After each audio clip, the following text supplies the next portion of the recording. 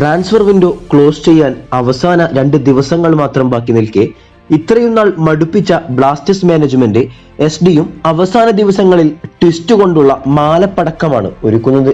നിലവിൽ Spanish striker Jesus ഹിമെനസിനെ സ്വന്തമാക്കിയ Blasters വിദേശ സൈനിങ് പൂർത്തിയാക്കിയെന്നാണ് വിചാരിച്ചതെങ്കിൽ അവിടെ വീണ്ടും ട്വിസ്റ്റാണ് നടന്നിരിക്കുന്നത്. ടൈംസ് ഓഫ് ഇന്ത്യയുടെ റിപ്പോർട്ട് പ്രകാരം ഹെസൂസ് ഹിമെനസിനെ ബ്ലാസ്റ്റേഴ്സ് സ്വന്തമാക്കിയെങ്കിലും യുവ അർജന്റീൻ സ്ട്രൈക്കർ ഫിലിപ്പെ പാസഡോറിനെ സ്വന്തമാക്കാൻ ബ്ലാസ്റ്റേഴ്സ് അടുത്തിരിക്കുകയാണെന്നാണ് റിപ്പോർട്ട്.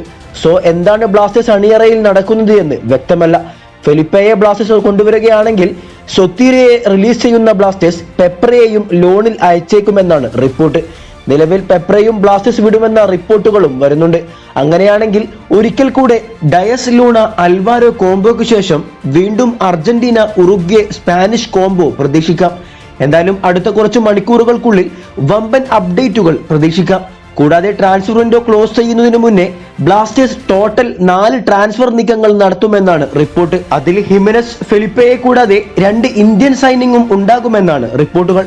നിലവിൽ DMF-ൽ ബ്ലാസ്റ്റേഴ്സ് പ്രതിസന്ധി നേരിടുമ്പോൾ ജീക്സിന് പകരക്കാരനായി FC ഗോവയുടെ താരമായ ലെനി റോഡ്രിഗസിനെ സ്വന്തമാക്കാൻ ബ്ലാസ്റ്റേഴ്സ് ശ്രമിക്കുന്നുണ്ട് എന്നാണ് റിപ്പോർട്ടുകൾ. നിലവിൽ ഡിഫൻസീവ് മിഡ്ഫീൽഡർ ഓപ്ഷൻസായി ബ്ലാസ്റ്റേഴ്സിൽ ഡാനിഷ്, വിപിൻ, അസ്ഹർ ഫ്രെഡി ഉണ്ടെങ്കിലും എല്ലാം കൊണ്ടും ജീക്സണ് പെർഫെക്റ്റ് റീപ്ലേസ്മെന്റിന്റെ ആവശ്യമുണ്ട്.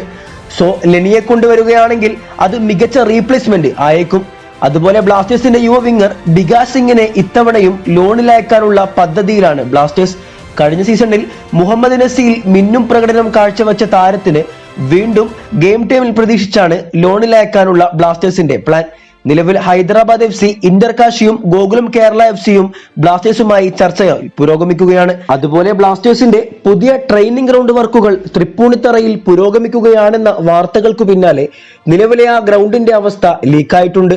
മഴ പെയ്ത് ചളിക്കുണ്ടായി മാറിയ ട്രെയിനിങ് ഗ്രൗണ്ടിൽ ISL ആരംഭിക്കാൻ 2 ആഴ്ച മാത്രം ബാക്കി നിൽക്കെ ഇതിലാണ് ട്രെയിനിങ് നടത്തുന്നത് എങ്കിൽ പിന്നെ പരിക്കുകളുടെ ഘോഷയാത്രയായിരിക്കും. സോ മാനേജ്മെന്റ് വേണ്ട നടപടികൾ എടുക്കുമെന്ന് തന്നെ പ്രതീക്ഷിക്കാം. വീഡിയോയുടെ അവസാനിക്കുന്നു. കൂടുതൽ കേരള ബ്ലാസ്റ്റേഴ്സ് ISL വാർത്തകളുമായി അടുത്ത വീഡിയോയിൽ കാണാം.